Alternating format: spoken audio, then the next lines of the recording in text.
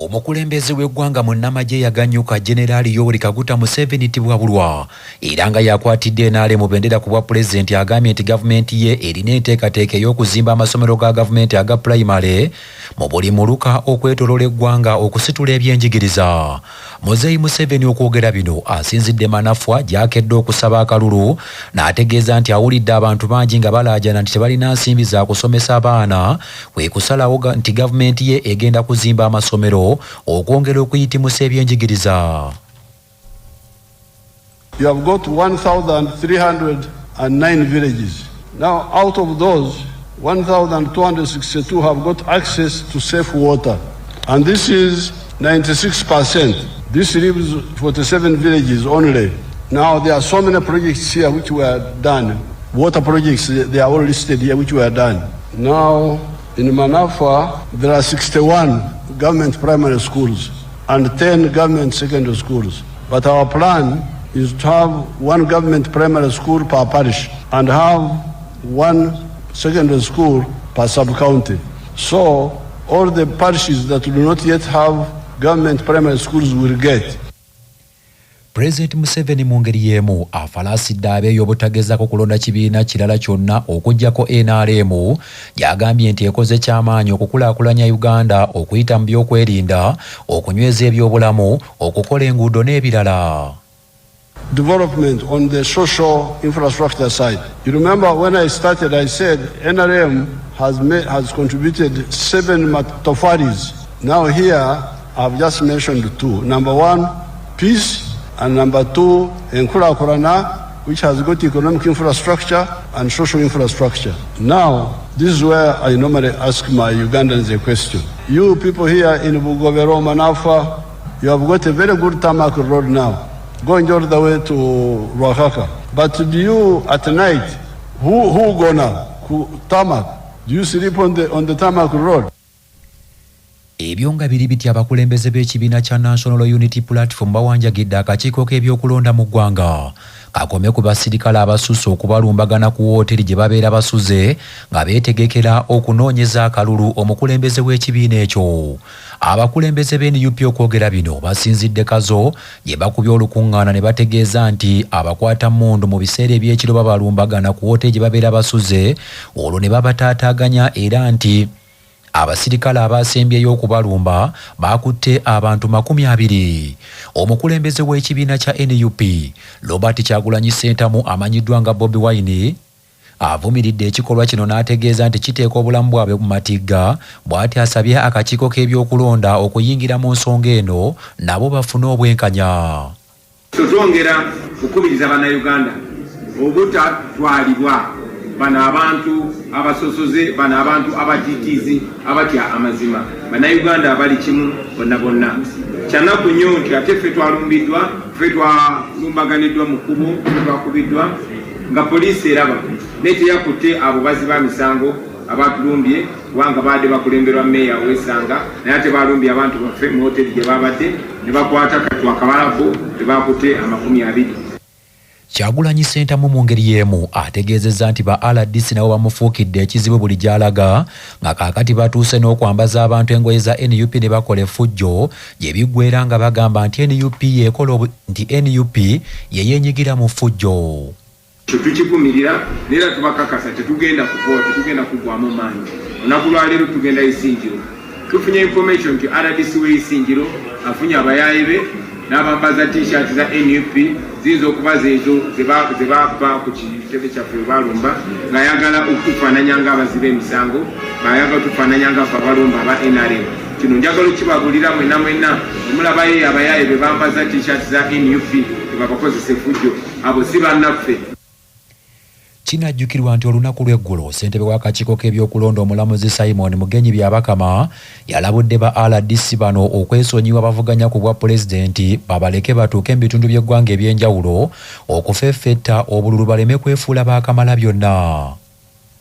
One thing that emerged was the RDCs. I'm told some of the RDCs are blocking candidates from accessing or from holding the campaigns or the rallies at the designated campaign venue, which is very wrong. I'm going to take up this matter with the Minister of the Presidency, because I understand she's that office one which is in charge of RDCs, and want to emphasize that what is taking place is a lawful process in the constitution and governance framework of our country. And secondly, every candidate who was duly nominated and has indicated his campaign program and harmonized with the others is at liberty to get to any part of the country and carry out campaigns at a designated venue. Manya obuvuno obuddo obw'eddembe lyo tonyigirizibwa ddembe lyo ery'obwebange. Nannyini ttaka takkirizibwa kukakaba abibanja kwegula nga munnamateeka Joseph Ndawula bw'annyonnyola. Bateekeddwa bo bennyini okukkaanya ne basobola okwegula oba ne bateegula. Singa babeera balemereddwa okwegula, nannyini ttaka n'asalawo okuguza omuntu omulala yenna, oyo abeera aguze ettaka eryo alitwala nga naye akimanyi nti ab'ebibanja abaliko bakusigaza ebibanja byabwe, era obuyinza babeera bayinako bwebwo nga oli nannyini ttaka amuguzizza bw'abadde alina eri ab'ebibanja abo. So gwe togula buguzi ttaka n'ojja nti ogenda kufuumula abali baddeko nedda. Katikkiro wa Buganda Charles Peter Mayiga awabudde abakozi mu Bwakabaka okufuba okukola ennyo beekulaakulanye nga bakyayina embavu balwanyise obwavu ssaako okwetuusaako obuweereza mu bintu eby'enjawulo. Bino bibadde mu bubaka Katikkiro bw'atisse omumyuka asooka wa Katikkiro w'ekitiibwa Hajji Professor Twakawase Kigongo mu ttabamiruka w'ekittavu ky'abakozi abakolera mu Bwakabaka ekya Buganda Provident Fund. Ng'ensisinkano eno ebadde ku Bulange Mmengo, era Katikkiro asabye abavubuka mu Buganda okulwana bakole ennyo balwanyise obwavu baleme okulinda okuweebwa.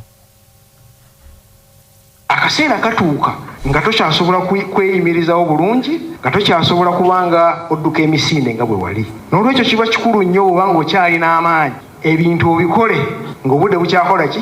Nga bukyali. Bwe kuba kuzaala baana, genda obazaale ng'obudde bukyakola ki? Bukyali. Akaseera kajja kutuuka nga yali asibwa omusupi mu kiwato n'okola akafiga ng'ekiwato kifuuse round about.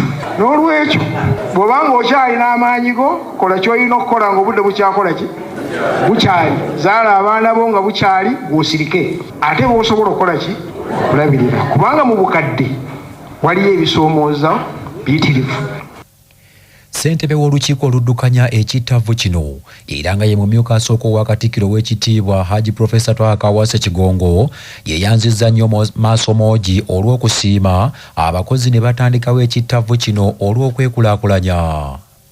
Contributions omwaka ogwo gwokka $467 naye bammemba abaagenda ne tubasasulako miliyoni 5.